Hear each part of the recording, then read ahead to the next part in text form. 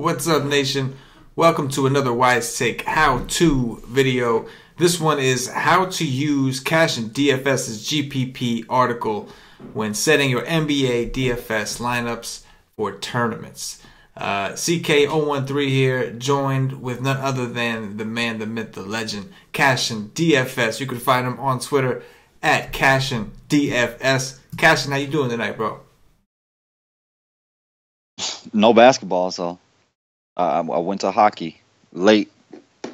Wasn't good. Didn't stack St. Louis, but Cam did. So shout out to Cam was good. Shout out to Cam. So real quick, we just wanted to do this video. I got Cash's article pulled up, the last one that we did do. And I wanted to pull up one of Cash's lineups and kind of show you guys that, number one, he does play the guys in his article, and two, I wanted to get you guys into his thought process. I wanted him to be able to explain like how to interpret his article, what's the purpose of his article, and you can hear it firsthand from him. And I think it'll help you when setting your lineups. It'll kind of help you get into his mindset, and then you can play the guys that you agree with, and you stay away from the guys you don't.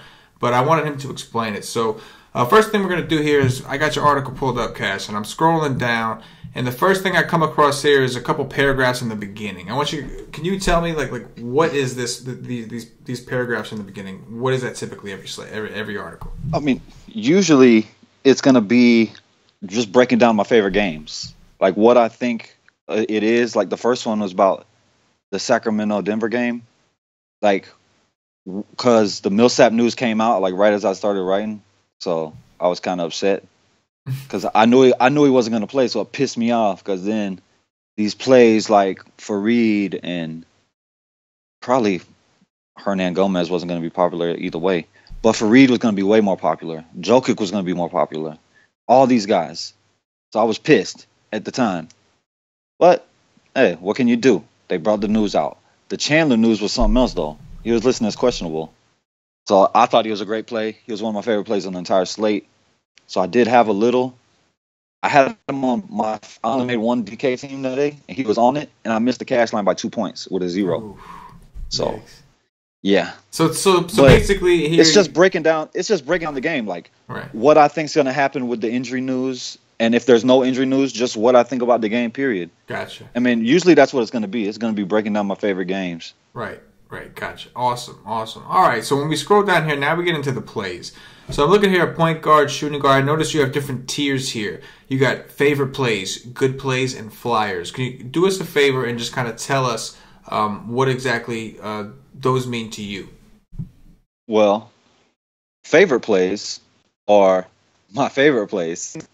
That's the ones that I like the most, usually. I mean, but I write this a little earlier. I try to put it out as late as I can. Like, I don't know, between 5 and 5:30, just so I can get as much news as I can.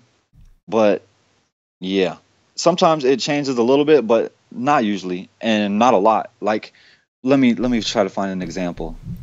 Oh, okay. Tyreek Evans, he was questionable, right?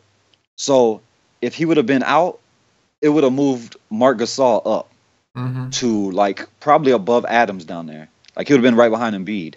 And that would have moved Chalmers up to probably my favorite play up here besides Kemba. I kind of got off of Rondo a little bit before, and I went to Hill.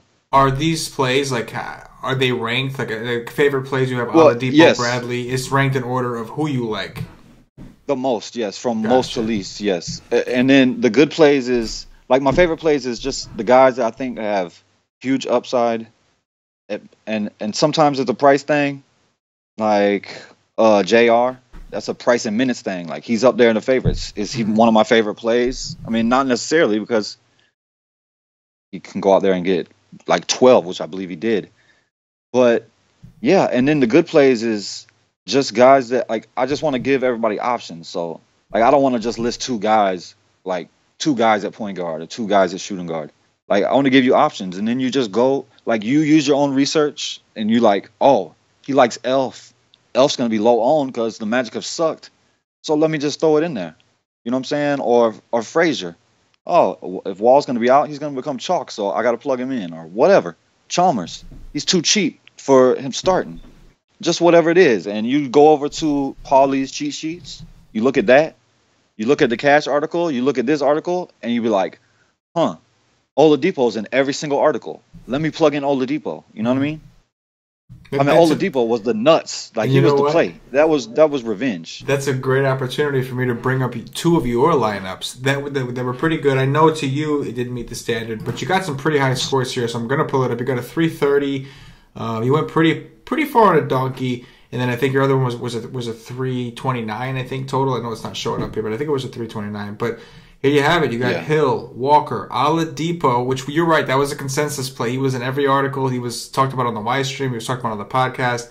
And, of course, he was the slate breaker with 73 FanDuel points. But do me a favor, Cash, and just talk about – let's go over lineup number one, the lineup with 330, the one to the left on the screen for you watching. But, yeah, Cash, let's go with the one that put up 339. Just walk us through the lineup, and as I want the nation to look and see that it's players that are in this article.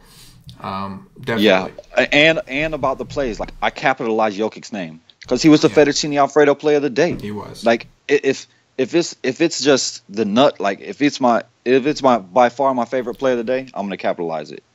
But yeah, in this lineup, I mean, it's just all guys I was on in the article. Like I moved Hill, like I got onto Hill more than Rondo just because it was Denver and he's just been playing so well, and he went off with 37. I mean, the guys that screwed me is Bradley's, what was that, 2x? Bradley got 2x. Kemba Walker got 3x.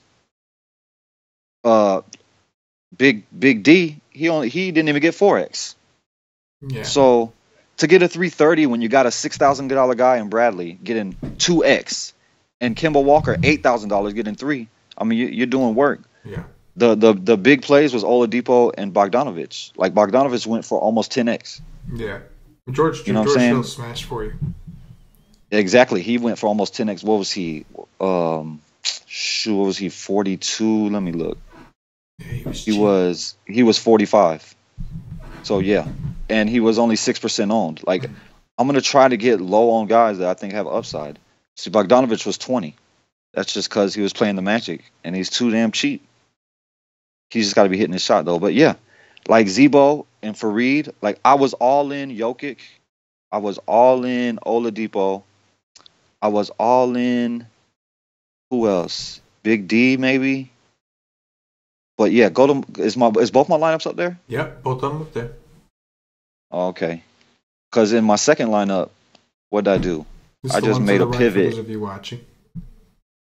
I made a pivot to whatchamacallit.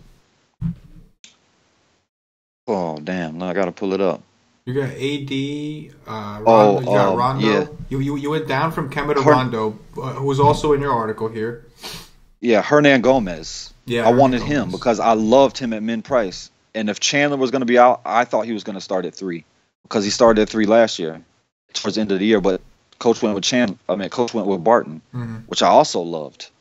But I just wanted that 3K flyer. And I'm sure he was not high owned.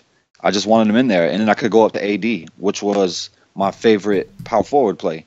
I mean, just because they're my favorite play, don't mean I get to always play them. The slate dictates who I'm going to be able to play. Like who I like the most, I'm going to plug in. I like Jokic over AD. I like Big D over AD. You know what I'm saying?